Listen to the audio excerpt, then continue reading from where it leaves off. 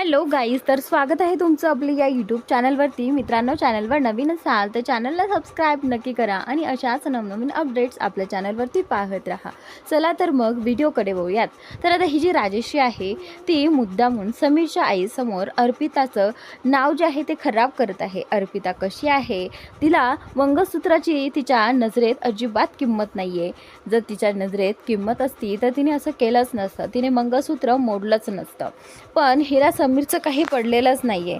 त्याच्या जीवाला काही धोका होईल की काय याचा तिने विचारसुद्धा केलेला नाही आहे, कारण तिला काहीही घेणं देणं नाही आहे.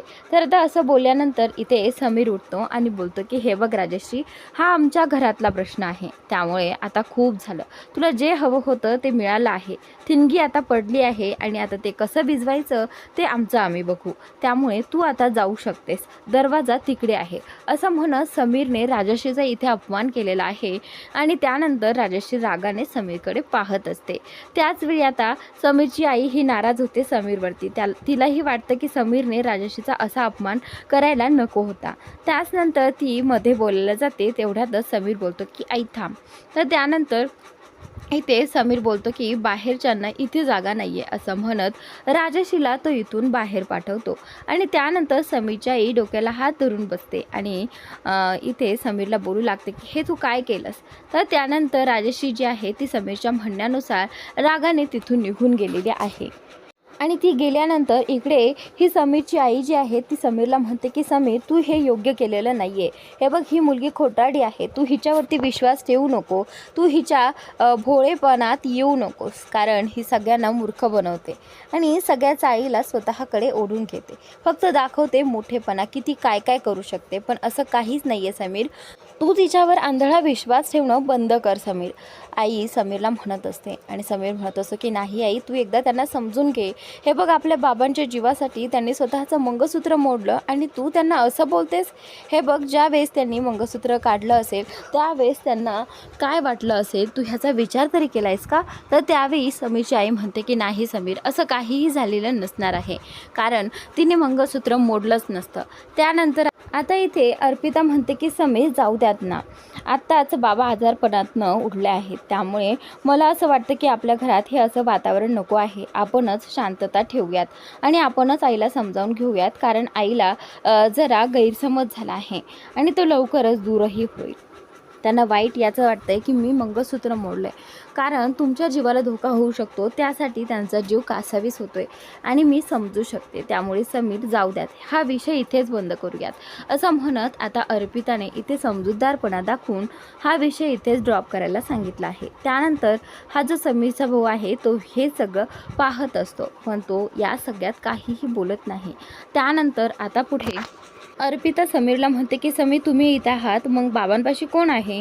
तर त्यावेळी आता इथे समीर सांगू लागतो की अर्पिता, काय आहे ना, निक्की आणि बाबा तिथे आले होते आणि मग त्यांनी सांगितलं की तुम्ही घरी जाऊन फ्रेश व्हा, आम्ही इथे थोड्या वेळासाठी थांबतो. तर हे ऐकल्यानंतर आता समीरची आई भडकते आणि बोलते की अशा कोणालाही तू तुझ्या बाबांपाशी ठेवूच कसा शकतो, तू कोणावरतीही विश्वास ठेवूच कसा शकतोस, सांग मला. असं म्हणत आता लगेचच ती समीरच्या भावाला आवाज देते आणि सांगते की तू लवकरात लवकर हॉस्पिटलला जा आणि बाबांच्या जवळ थांब. असं म्हणत तिने समीरच्या छोट्या भावाला हॉस्पिटलला पाठवलं आहे. आणि त्यावेळी समीरने त्याला हे देखील सांगितलं आहे की ज्यांनी आपली मदत केली त्यांचा अपमान कधीच करायचा नाही. तर आता इकडे ही जी समीरची आई आहे अर्पिताकडे रागाने पाहत असते आणि त्याचनंतर ती तिथून निघून जाते. इकडे आता समीर आणि अर्पिता दोघेही जण खाली बसतात आणि त्यावेळी अर्पिता बोलते की हे पहा, आता आपली वेळ वाईट आहे, पण जास्त विचार करू नका, लवकरच सगळं काही नीट होईल. तर त्यावेळी समीर बोलतो की हो, जरा वेळ जाऊ देऊ, मग होईल सगळं काही नीट. इकडे निकी आता फोनवरती बोलत असते आणि त्याचवेळी आता तिथे समीरचा भाऊ येतो आणि इथे आल्यानंतर निकीला पाहतो. तर त्यावेळी तो बोलतो की कदाचित हीच निकी आहे. तर त्यानंतर तो बोलतो की अरे, हिला तर बोललं पाहिजे. तर आता निकी फोनवरती बोलत असते आणि त्यानंतर तिचं बोलणं होतं तर ती तिथेच बसून राहते. इकडे समीरचा भाऊ तिच्या फोन ठेवण्याची वाट पाहत असतो आणि त्याचनंतर आता इथे तो लगेचच चान्स पाहून निकीला बोलण्याचा प्रयत्न करतो.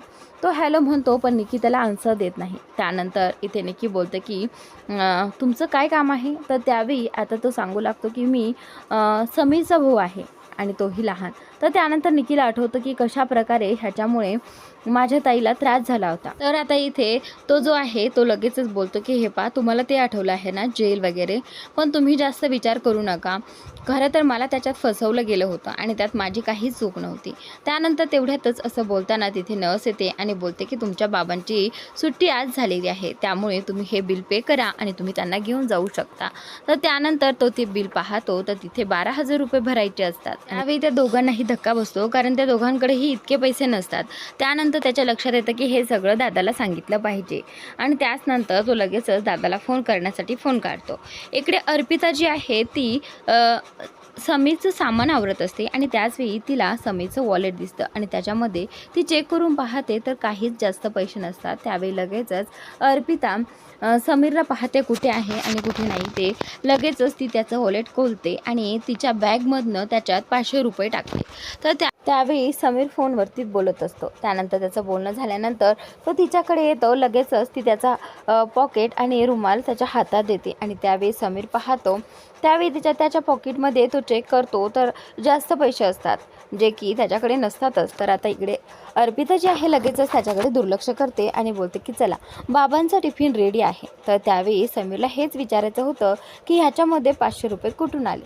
तर त्यानंतर अर्पिता त्याकडे दुर्लक्ष करते, कारण तिला वाटतं की कदाचित माझ्यामुळे समीरला वाईट वाटू नये म्हणून ती त्याला उत्तर देणं टाळत असते. तर आता इथे समीर जो आहे तो तिला प्रश्न विचारण्यासाठी इकडे तिकडे तिच्या मागेच फिरत असतो आणि फायनली तो त्याचं प्रश्न विचारतो आणि त्यावेळी अर्पिता बोलते की सॉरी समीर, पण मला असं बरं वाटत नाही की तुम्ही मोकळ्या खिशाने असं बाहेर पडावं, कारण पैशांची कुठेही गरज लागू शकते. त्याचमुळे मी तुमच्या खिशात हे 500 रुपये टाकलेत. तर अर्पिता लगेचच कान पकडून माफी मागते. ती बोलते की तुम्हाला वाईट वाटलं असेल, सॉरी. तर आता समीर बोलतो की हे बघ अर्पिता, नाही, मला वाईट नाही वाटलं, उलट तुझ्या नजरेत माझ्याविषयीची काळजी मला दिसली, आपुलकी दिसली, त्यामुळे हे तू हक्काने करू शकतेस. तर त्यानंतर अर्पिता बोलते की हो, तुम्हाला माझा राग नाही आला ना, तर जाऊ द्यात, तुम्ही आता जा. असं म्हणत अर्पिता समीरशी हसून बोलू लागते. तर त्यावेळी समीर बोलतो की चला आपल्या दोघांना हॉस्पिटलला जायचं आहे. तर त्यानंतर अर्पिता बोलते की ठीक आहे. तर समीर तिला विचारू लागतो की अर्पिता मला सांग, तिथे गॅस टाकीसाठी पैसे कसे काय आले, तुझ्याकडे एवढे पैसे होते का. तर त्यावेळी ती सांगू लागते की ते काय आहे ना, मी सांगायचंच विसरून गेले. त्या आजी आहेत ना समोरच्या, त्यांच्या घरी पाहुणे येणार होते आणि त्यांच्यासाठी त्यांना पुरणपोळीचा स्वयंपाक बनवायचा होता, पण त्या एकट्या असल्यामुळे त्यांना ते जमणार नव्हतं, म्हणून त्यांनी तो स्वयंपाक माझ्याकडे दिला होता आणि मीही तयार झाले आणि त्याचेच ते पैसे होते. त्या बोलले एवढा सगळा स्वयंपाक करून घ्यायचा आणि मी तो फ्रीमध्ये नाही घेऊ शकत, त्यामुळे तुला काही पैसे घ्यावेच लागतील. तर त्यांनी मला त्याचे 1,500 रुपये दिले होते. तर आता समीर जो आहे तो बोलतो की ठीक आहे. तर त्याचनंतर हे दोघेजणं बोलत असताना तिथे समीरची आई आणि बहीण येतात. दोघेही जणी त्या दोघांकडे रागाने पाहत असतात. इकडे अर्पिताची आई तिच्या सुनेला सांगत असते की प्लीज असं घर सोडून जाण्याचा विचार करू नकोस. हे बघ, तू नचिकेतवरती प्रेम करतेस ना, आणि असं प्रेम केल्यानंतर कुणी असं मध्येच सोडून जातं का, हे बघ तू त्याचा विचार कर. आणि त्यावेळी इथे नचिकेतची बायको म्हणते की हे पहा आई, मी प्रेम केलं होतं त्याच्यावरती, पण प्रेमाने पोट भरत नाही ना, सगळं काही मिळत नाही ना. तर त्यानंतर आता इकडे समीरला आता इथे हॉस्पिटलमधून त्याच्या भावाचा फोन येतो आणि त्यावेळी तो फोन उचलतो.